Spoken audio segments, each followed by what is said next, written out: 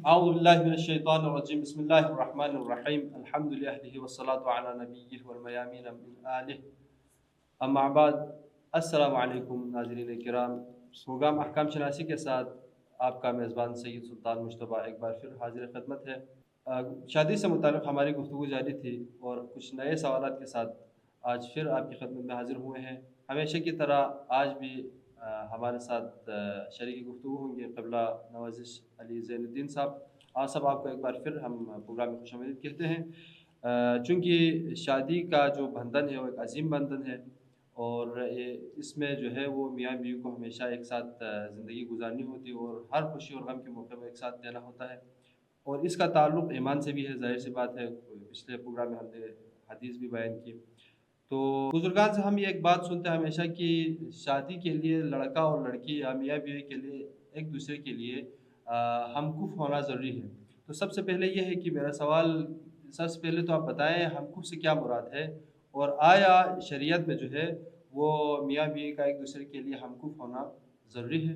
بسم اللہ الرحمن الرحیم۔ جی، یہ ایک انتہائی اہم سوال ہے شادی کے حوالے سے۔ کفو کے مطلب کو، مفہوم کو نہ سمجھنے کی وجہ سے معاشرے کے اندر بہت سی بیماریاں پیدا ہوئی ہیں۔ یعنی بعض خاندانوں میں ہم دیکھتے ہیں چونکہ وہ کفو کا مطلب یہ سمجھتے ہیں کہ ہمارے اپنے خاندان میں ہی اگر کوئی مناسب رشتہ ہو تو وہ لڑکی دیتے ہیں، ورنہ وہ شادی ہی نہیں کرتی، اس لیے بہت ساری لڑکیاں شادی کے بغیر رہ جاتی ہیں۔ تو لہٰذا کف کا مطلب کیا ہے، اس کو سمجھنے کی جو ہے وہ ضرورت ہے۔ دیکھیں، کف کا جو مطلب ہے وہ مناسب ہونا۔ بعض سمجھتے ہیں کہ اس کا مطلب ہے شبیہ ہونا، یعنی ایک طرح کا ہونا۔ یعنی فرض کریں کہ اگر جو لڑکا ہے اس نے ایم اے پاس کیا ہے تو ضروری ہے کہ جو لڑکی ہے وہ بھی ایم اے پاس ہو۔ اسی طریقے سے جو ہے مثلا لڑکے کی عمر اگر 25 سال ہے تو لڑکی کی عمر بھی 25 یا 24 سال ہو، یعنی ہر چیز میں ایک دوسرے کی شبیہ ہو۔ تو بعض لوگ یہ سمجھتے ہیں خاندان بھی ایک جیسا ہو، عمر میں بھی جو ہے نا وہ مساوی ہو، یہ سب چیزیں کف میں شامل ہیں۔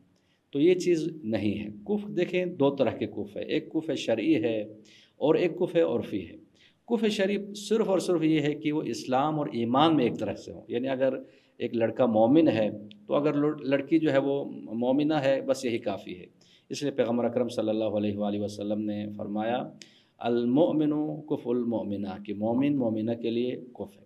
اس لیے وہ مشہور داستان بھی ہے، پیغمبر اکرم صلی اللہ علیہ وآلہ وسلم کی حیات مبارکہ میں مسجد نبوی میں کچھ لوگ رہتے تھے جو مہاجرین تھے۔ ان کے لیے ان کے پاس گھر بھی نہیں تھا، ان کے پاس دولت بھی نہیں تھی۔ مسجد نبوی میں ہے ان کے لیے خاص جگہ صفہ کے نام سے وہاں وہ لوگ رہتے تھے، تو ان کو اصحاب صفہ کے نام سے معروف ہیں۔ ان میں سے ایک جوان لڑکا تھا اور رنگ بھی اس کا کالا تھا، قد بھی اس کا چھوٹا تھا اور غریب آدمی تھا، مہاجر تھا۔ جویبر نام ہے، اس کا ذکر آیا ہے تاریخ میں یا حدیث کی کتابوں میں۔ تو ایک دن اس نے تقاضا کیا، یا رسول اللہ میں شادی کرنا چاہتا ہوں لیکن میں غریب ہوں، میرا جو صورت ہے شکل و صورت بھی صحیح نہیں ہے۔ پیغمبر اکرم صلی اللہ علیہ وآلہ وسلم نے جب ان کی خواہش سنی تو آپ نے فرمایا کہ آپ جائیں۔ انصار میں ایک انتہائی معزز ایک مالدار خاندان تھا، تو وہاں پہ ایک شخص تھا زیاد بن بشیر، کہا آپ میری طرف سے چلے جائیں زیاد بن بشیر کے پاس، ان کی بیٹی ہے زلفا، ان سے آپ خواستگاری کریں۔ تو پیغمبر اکرم صلی اللہ علیہ وآلہ وسلم کے کہنے پر وہ شخص چلا گیا ان کے پاس، لیکن جب زیاد نے دیکھا کہ یہ تو خواستگاری کے لیے ہے، اس نے انکار کیا، کہا کہ ہمارے ہاں یہ رسم نہیں ہے، ہم اپنے خاندان سے ہٹ کر کے اور کسی خاندان میں ہم رشتہ نہیں دیتے، تو لہٰذا معذرت کرتے ہیں۔ تو اس کی بیٹی زلفا انتہائی مومنہ خاتون تھی۔ اس نے جب یہ بات سنی تو تقاضا کیا باپ سے کہ یہ کیوں آیا تھا۔ اس نے سوال کیا، کہا کہ یہ پیغمبر کی طرف سے پیغام لے کے آیا ہے اور آپ کی خواستگاری کے لایا ہے۔ تو اس بشیر نے اگرچہ اس کو واپس کیا تھا کہ ہم اس چیز سے جو ہے نا ہمارے قابل قبول نہیں، ہم اپنے خاندان سے ہٹ کر باہر رشتہ نہیں دیتے۔ تو اس کی جو مومنہ بیٹی تھی اس نے کہا اس کو واپس بلائیں، میں اس چیز کے لیے راضی ہوں، اگر پیغمبر نے حکم دیا ہے تو میں اس شادی پہ راضی ہوں۔ تو اس کو واپس بلایا گیا، لیکن زیاد بن بشیر خود پیغمبر کے پاس چلا گیا کہ یا رسول اللہ کیا آپ نے واقعاً جویبر کو بھیجا ہے، وہ آیا ہے شادی کا پیغام لے کے؟ تو پیغمبر نے فرمایا کہ درست ہے، میں نے ہی اسے حکم دیا ہے۔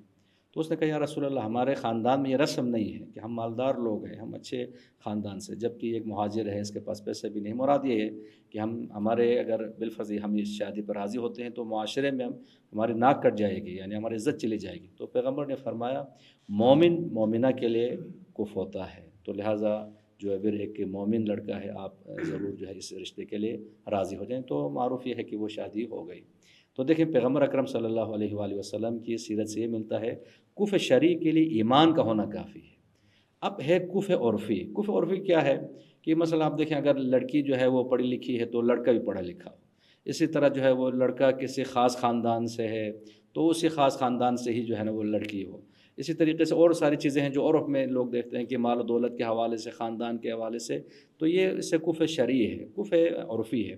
کف عرفی جو ہے اسلام میں اس کی زیادہ اہمیت نہیں ہے، یہ ثانوی چیزیں ہیں۔ اگر کف شرعی ہے تو شادی کے لیے ہی کافی ہے۔ اس سے ایک بات کی بھی سمجھ آتی ہے کہ شادی کے لیے ضروری ہے کہ مالدار ہو، چاہے وہ لڑکا ہو یا لڑکی ہو۔ تدین ہونا ضروری ہے دونوں میں، یعنی لڑکی کا بھی متدین ہونا اور لڑکی کا بھی متدین ہونا ضروری ہے، کیونکہ ہمارے معاشرے میں ہم بعض اوقات دیکھتے ہیں کہ جیسے کہ ابھی آپ نے فرمایا حدیث میں بھی ہے، اور یہ جو روایت آپ نے جو بتائی اس میں بھی، کہ ہمارے معاشرے میں بعض جو ہے رشتہ بھیجتے ہیں تو یہی کہا جاتا ہے کہ ہمارے خاندان سے ہٹ کر ہم کسی کو رشتہ نہیں دیتے، تو اس کی کوئی شرعی حیثیت نہیں ہے، بس لڑکا یا لڑکی کے لیے متدین ہونا ضروری ہے۔ آج صاحب میرا دوسرا سوال جو ہے وہ شادی سے متعلق سنی اور شیعہ کے نکاح کے حوالے سے، کہ آیا شیعہ لڑکی یا لڑکا جو ہے وہ سنی لڑکی یا لڑکے کے ساتھ نکاح کر سکتے ہیں یا نہیں کر سکتے، اس کا شرعی حکم کیا ہے؟ دیکھیے آپ کی خدمت میں بیان کیا کہ کف شرعی کے لیے جو ہے کف شرعی کے لیے اسلام اور ایمان کافی ہے۔ اسی بنا پہ آپ دیکھیں کہ فقہا کا فتویٰ یہ ہے کہ کوئی مسلمان مومنہ خاتون جو ہے کسی کافر مرد سے شادی نہیں کر سکتی، یہاں تک کہ اہل کتاب سے بھی شادی جائز نہیں ہے۔ ہاں یہ ایک حکم ہے کہ مسلمان مرد اہل کتاب خواتین سے متع کر سکتے ہیں، یعنی نکاح انقطاعی جائز ہے لیکن نکاح دائمی جائز نہیں ہے۔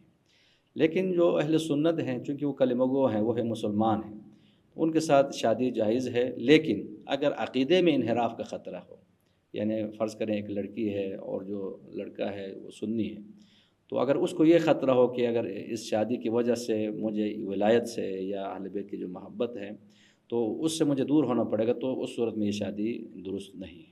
تو لہٰذا اگر وہ سنی ہے تو شادی جائز ہے، اگر وہ ناسبی ہے تو ناسبی سے شادی جائز نہیں ہے۔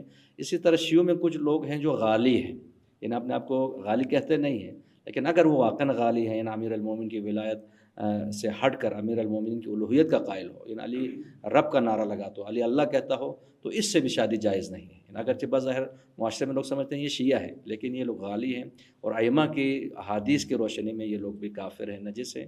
تو غالی سے بھی شادی جائز نہیں ہے اور ناسبی سے بھی شادی جائز نہیں ہے، اور لیکن اگر اہل سنت ہیں، محب اہل بیت ہیں، تو شادی ان سے جائز ہے۔ یعنی اہل سنت سے شادی جائز ہے اگر انحراف کا خوف نہ ہو۔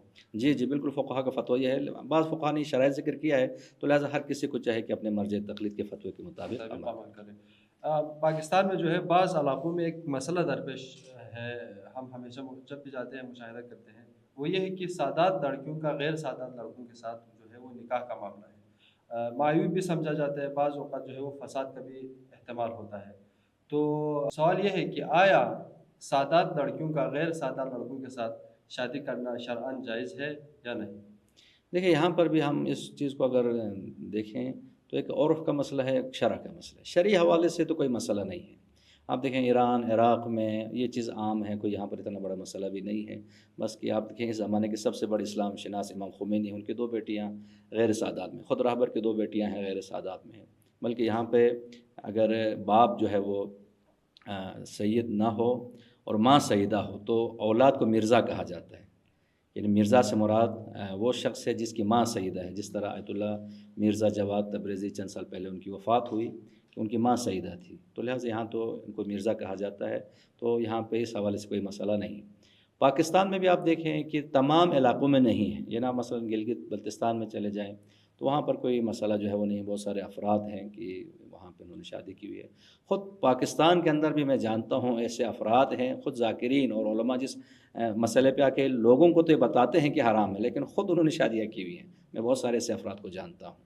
ہاں لیکن بعض جگہوں پہ جیسے کہ آپ نے بیان کیا واقعاً فساد ہوتا ہے معاشرے میں، تو اگر فساد کا باعث ہے تو اس لیے فقہ نے اگر کسی حوالے سے جو چیز بھی باعث فساد ہو معاشرے میں وہ نہیں کرنا چاہیے، لیکن اس کو حرام کہنے کے حوالے سے اس کے حوالے سے کوئی دلیل نہیں ہے۔ اس لیے آپ دیکھیں اگر تاریخ میں بھی اگر ادلہ کی طرف بھی چلے جائیں تو حضرت زینب کی شادی خود پیغمبر اکرم صلی اللہ علیہ وآلہ وسلم نے کرائی زید سے۔ اب زید جو ہے وہ بن ہاشم میں سے نہیں ہے، اور مثالیں بھی ہمیں ملتی ہیں، تو لہٰذا شرعی حوالے سے تو کوئی ممانعت نہیں ہے، لیکن اگر کسی معاشرے میں اگر اس حوالے سے فساد کا مسئلہ ہو یا خاندانوں میں جھگڑے ہوتے ہیں تو وہاں پہ ان چیزوں سے پرہیز کرنا چاہیے۔ پرہیز کرنی چاہیے، احتیاط کرنی چاہیے۔ اور صاحب آپ کو بہت بہت شکریہ۔ ناظرین کرام، پروگرام کا سلسلہ جاری ہے، انشاءاللہ ایک نئے موضوع کے ساتھ دوبارہ آپ کی خدمت میں حاضر ہوں گے۔ تب تک کے لیے السلام علیکم ورحمۃ اللہ وبرکاتہ۔